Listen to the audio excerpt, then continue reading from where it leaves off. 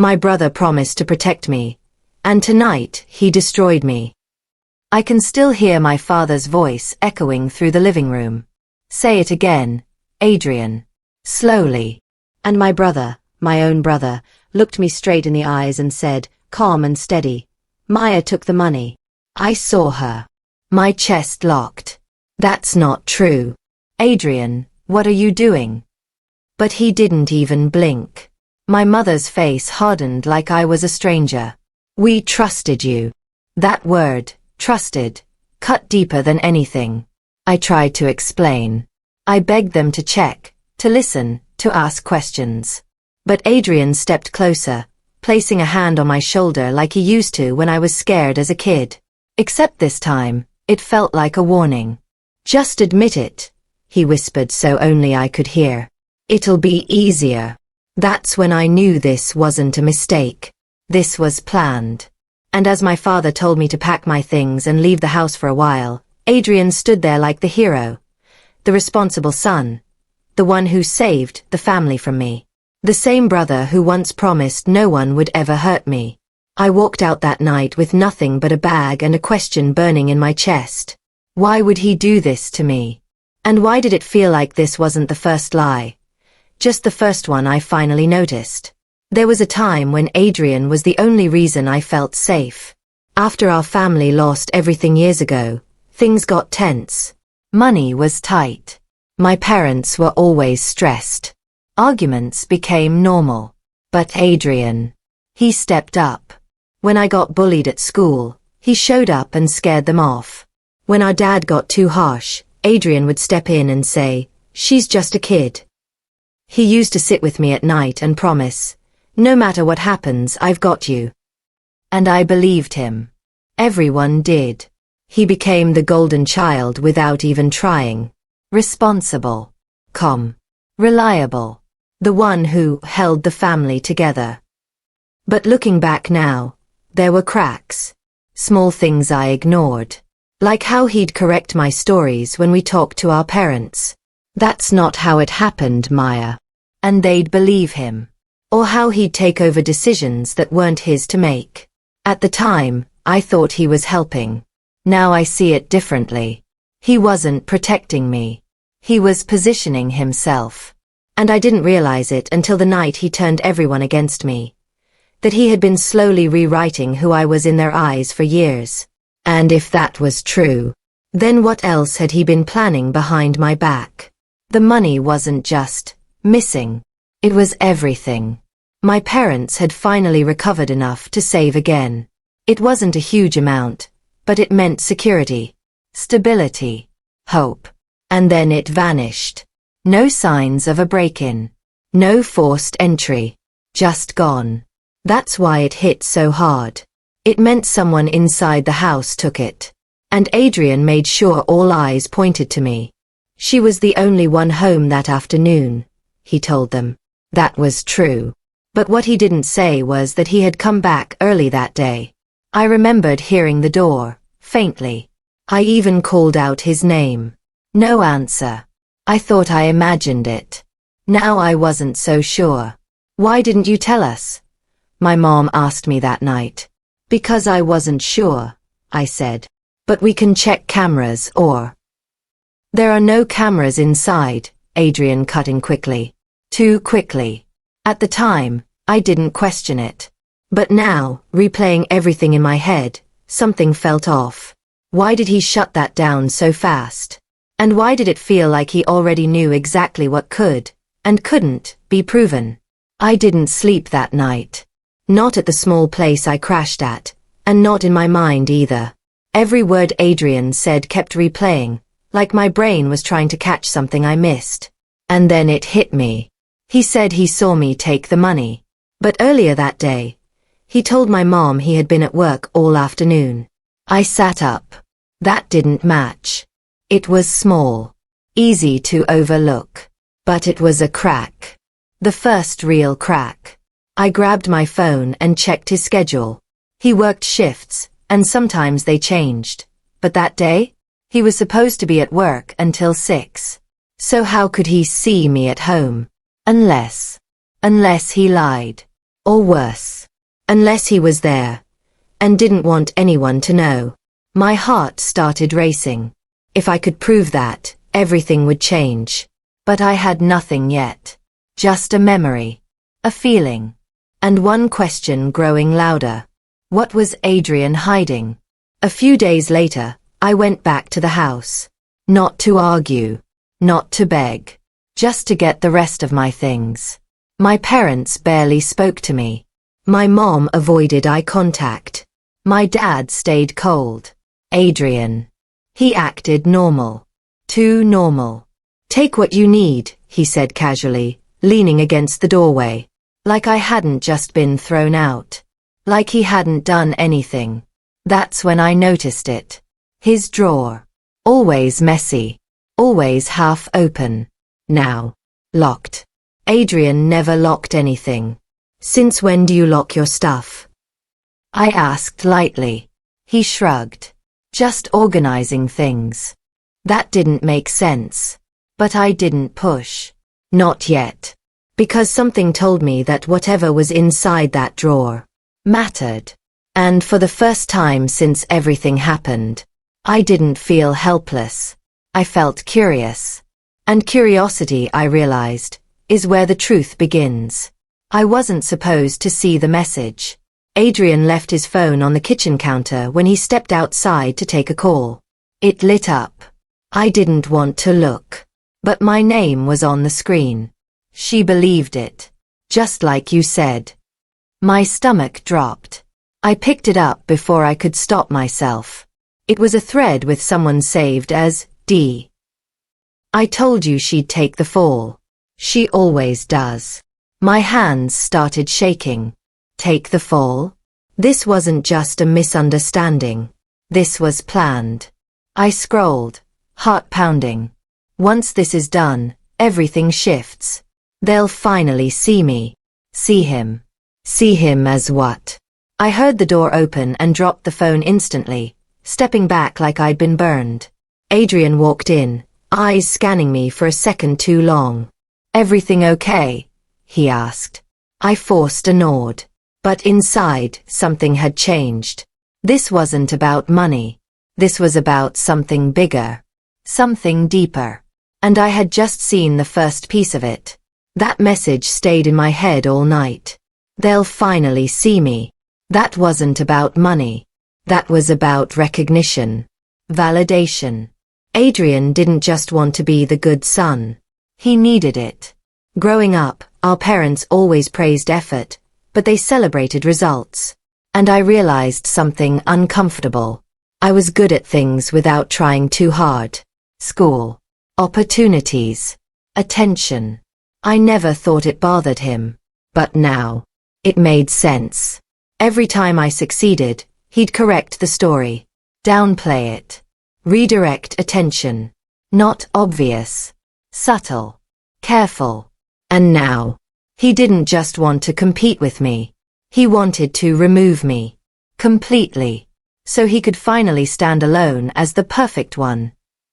The one they trusted. The one they depended on. And the more I thought about it, the more I realized this didn't start now. This had been building for years. Which meant, the money wasn't the first move. It was just the biggest one. I didn't know who D was. But someone else did. My cousin, Elias. He wasn't close to our immediate family, but he noticed things. Quietly. Carefully. When I told him everything, he didn't react right away. He just listened. Then he said something that made my stomach turn. I think I know who D is. He pulled out his phone and showed me a profile. Damien. Adrian's old friend. Someone he used to complain about constantly. He said Damien was unreliable, I said. Elias nodded slowly. Yeah, that's what he said.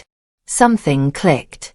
If Adrian talked badly about him, it might have been to hide how close they really were. Why would he involve someone else? I asked. Elias looked at me seriously. Because plans like this are easier when someone helps you cover your blind spots. My chest tightened. This wasn't just betrayal. This was coordination. And if Damien knew something, he might be the key to proving everything. But there was one problem. How do you confront someone who already thinks you've lost? I reached out to Damien. Carefully. Neutral tone. No accusations. I just want to understand what happened. He agreed to meet. Too easily.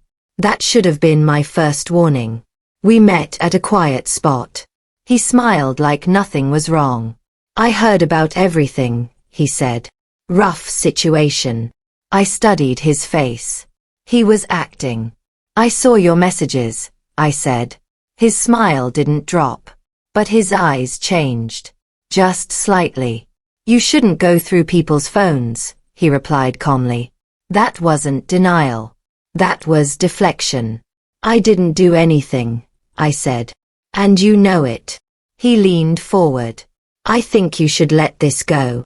My heart sank. Not because I believed him, but because I realized something worse. He wasn't nervous. He was confident. Like whatever they planned was already protected.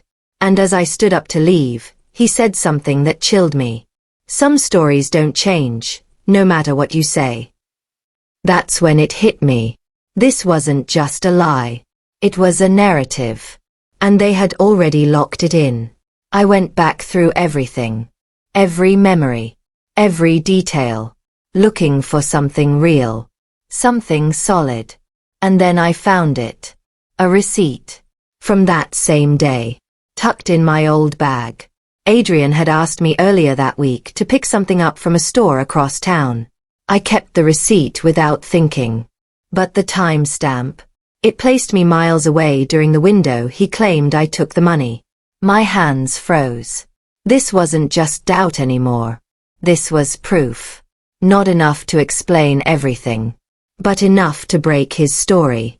Or at least, force people to question it. For the first time since everything happened, I had something real. Something he didn't expect me to have. And if this was one mistake, there might be more. I went back home with the receipt. My hands were shaking, but my voice wasn't. Just look at this, I said. My father glanced at it briefly. My mother didn't even take it. Adrian stood behind them, silent, watching. That doesn't prove anything, my dad said flatly. It proves I wasn't here, I replied. Or that you planned it better, my mom added. That hurt more than anything. Not the accusation, but the certainty. They weren't questioning me anymore. They had already decided who I was. And Adrian. He didn't interrupt. Didn't defend me. Didn't even pretend to care. Because he didn't need to. The damage was already done. As I stood there, holding the only proof I had, I realized something devastating. This wasn't just about proving the truth. It was about breaking a belief they had already accepted. And that's much harder. I didn't give up. Because something inside me refused to accept that this was the end. So I went deeper. I contacted Adrian's workplace. Just to confirm. And what they told me changed everything. He left early that day, the manager said. My breath caught. Early? Yes. Said it was urgent. That meant one thing. Adrian was home. Exactly when the money disappeared. My heart started pounding again. This was bigger than a contradiction. This was exposure. A direct lie. One he couldn't easily explain. And suddenly, the pieces started aligning. The early leave. The locked drawer. The messages. The planted accusation. This wasn't a guess anymore. It was a pattern. And patterns don't lie. But I still needed one thing. Proof that connected everything together. Because without that, it was still just my word against his. I couldn't stop thinking about that drawer. The one he suddenly locked.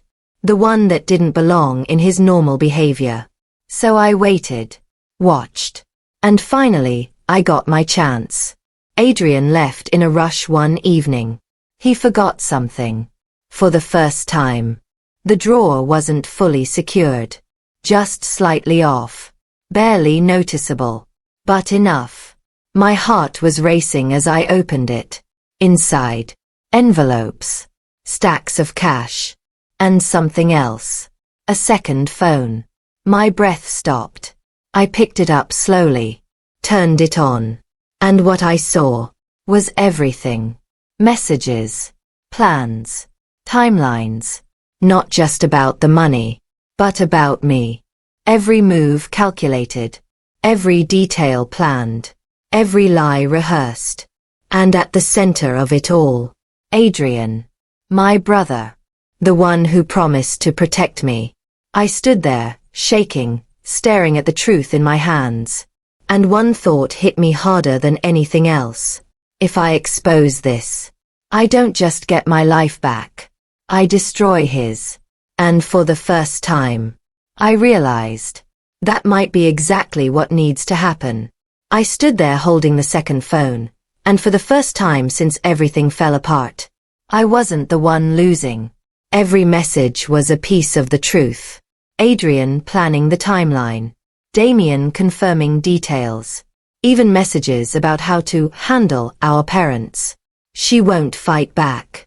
She never does. That line stayed with me. Because he was right. Until now. But I didn't rush out with the evidence. I didn't storm into the living room and expose everything. Because something inside me whispered, if I play this wrong, he wins again. So I did something he never expected. I put everything back. Exactly how I found it. Closed the drawer. Walked away. And for the first time, I chose patience over reaction. Because this wasn't about proving a point anymore. This was about ending it completely.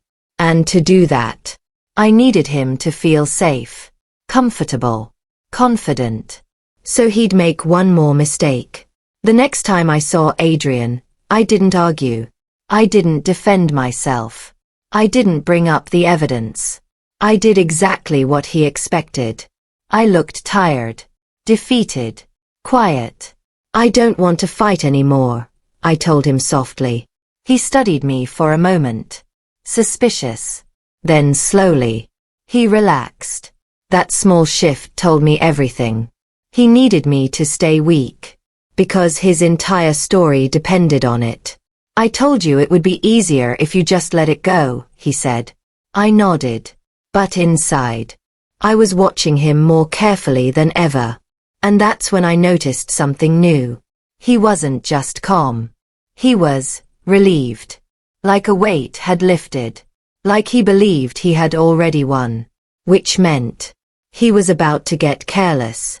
And careless people make mistakes. Big ones. The deeper I looked, the worse it got.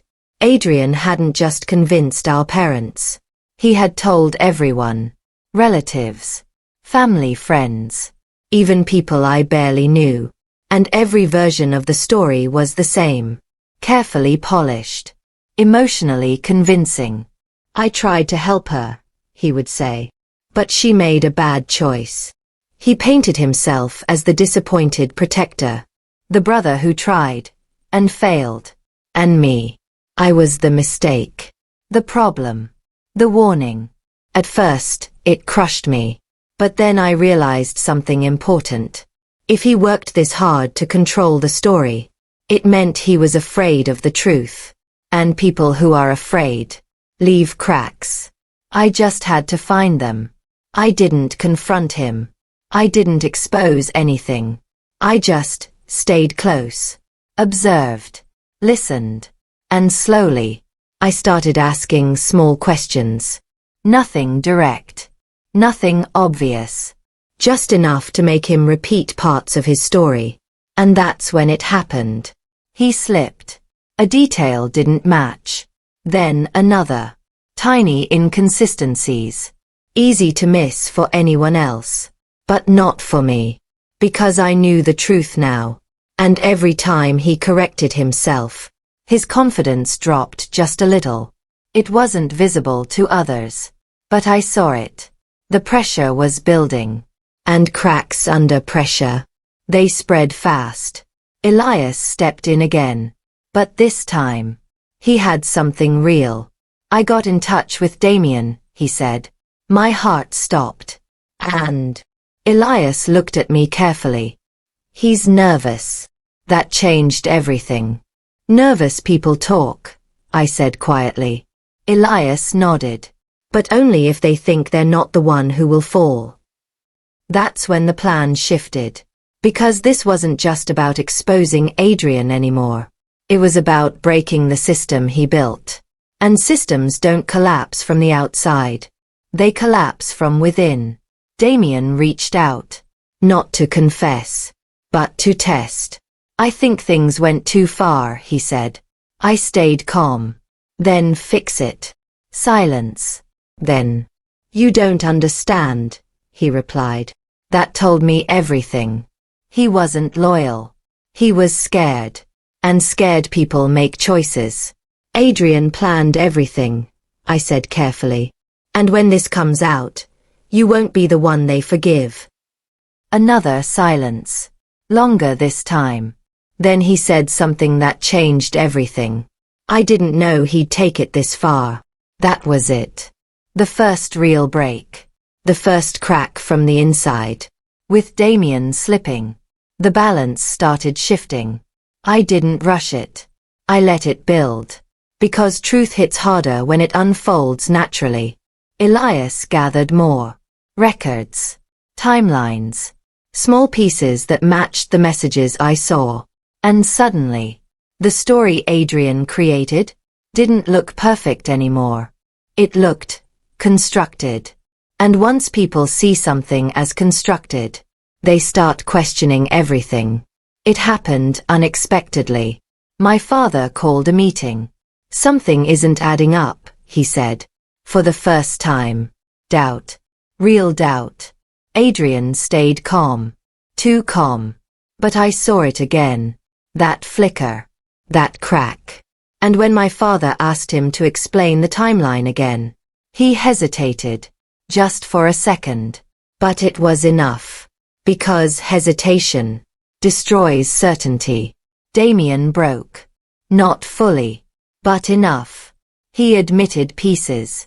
Small truths. Carefully worded. But they pointed in one direction.